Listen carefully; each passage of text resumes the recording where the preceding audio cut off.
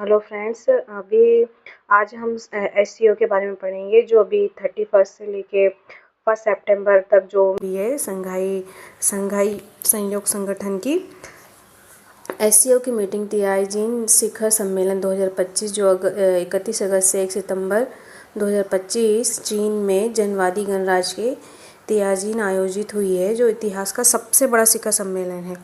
और इसकी जो यह पांचवी बार चीन इसकी बैठक की मेज़बानी कर रहा है। तो एससीओ के बारे में हम पढ़ेंगे।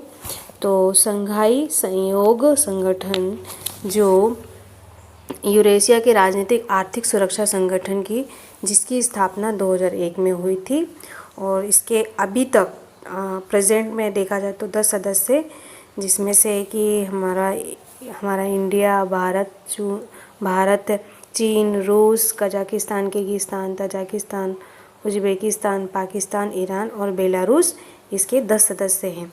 और इसका मुख्य उद्देश्य यह है शांति, सुरक्षा और स्थिरता को बनाए रखना। साथ ही देशों के सदस्यों के बीच में जो आर्थिक संस्कृति है, तकनीकी सहयोग को बढ़ावा देते हैं। यह संगठन संघाई स्पिरिट नामक दर्शन से भी संचालित है। सद्भाव, पारस्परिक सम्मान और गुटनिरपेक्ष पर जोर देता है।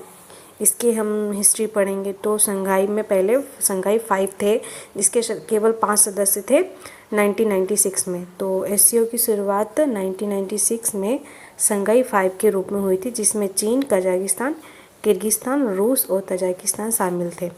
फिर इसका गठन 2001 में उज़्बेकिस्तान को छठे सदस्य की एंट्री हुई है, जिसे संघाई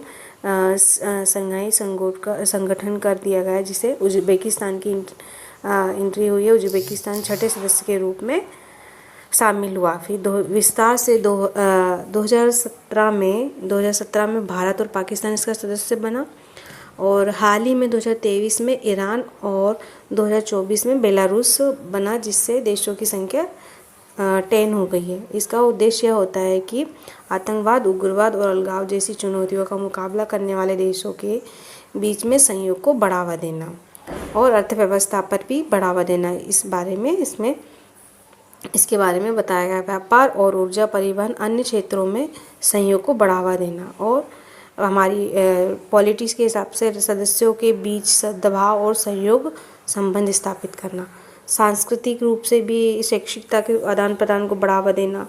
और इस संगठन में राष्ट्रीय अध्यक्ष में यह एससीओ का सर्वोच्च निर्णय लेने वाला निकाय है, जिसकी वर्ष में एक बार बैठक होती है, और यह आतंकवाद विरोधी संरचना पर है। यह एक स्थायी अंग है, जैसे कि आतंकवाद, उग्रवाद, अलगाववाद सभी चुनौतियों का सामना करने पर केंद्रित करता है।